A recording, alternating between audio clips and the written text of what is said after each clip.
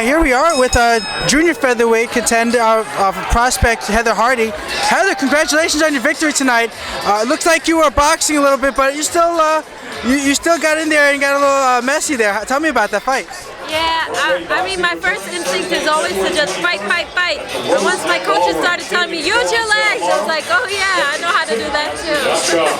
So tell me about that.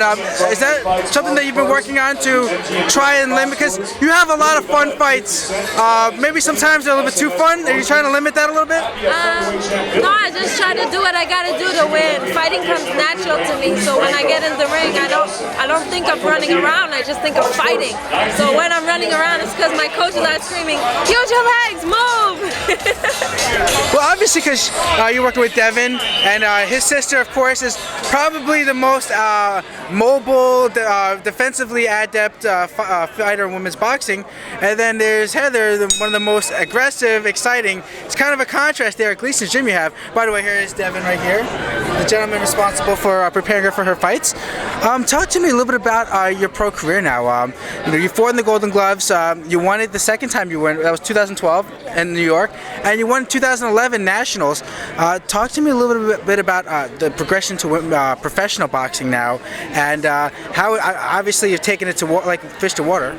Yeah, I knew when I first came to Gleason's gym that I didn't want to play in the amateurs for very long. I wanted to be a professional.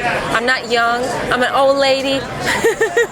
So I didn't have a lot of time to just sit and play around. This is what I wanted to do. I wanted to make my mark, and you don't do that by sitting around and playing in the gym. So every day I would come to the gym and just say, today we're going to make something better, and my coach would pick something, fix it, and that's how you keep moving up. So when he felt like I was skilled enough, I mean, my heart was always there, but when my skills were ready, he said, all right, we had enough, let's go.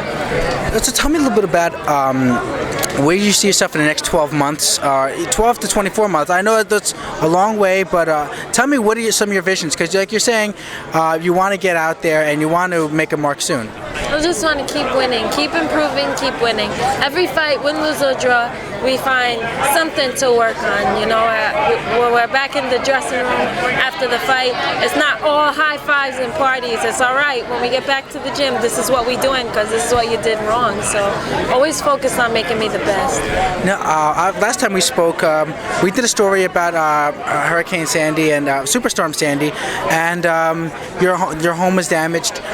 Talk to me a little bit about that, how that's affected your training. Obviously, not too much because you've had 2 fights since then. Yeah, I mean, I've been training homeless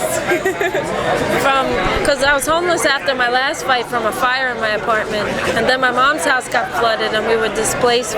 My mom was in the church and I was living on my sister's couch for a couple weeks, but my dad was able to put the house back together enough so we could all stay there. So right now I'm still on my mom's couch. Really hard to find an apartment because everybody, over 2,600 homes were ruined in my neighborhood. So you just make the best of it.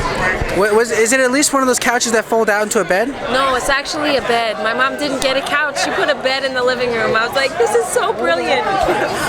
See that right there? That's what moms are for, They're the best, aren't they? Yeah. So talk to me a little bit about, you're obviously a boxer, you're an athlete, and you're also a mother.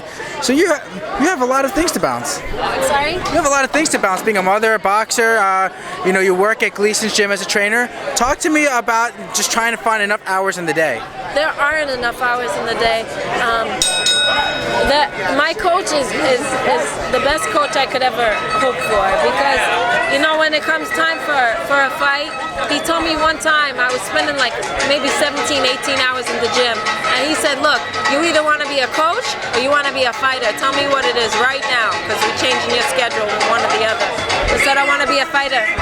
So when it comes time for me to fight, he teaches all my clients and gives me the money so that I can pay my bills, I can go home and rest. I mean, this is a team. I couldn't do it without him. This gentleman right here? Yeah. So, talk to me about boxing. Obviously, boxing is a very important thing to you. You told me actually that without boxing, you don't know where you'd be right now. Talk to me about what it means to you and what it has done for you.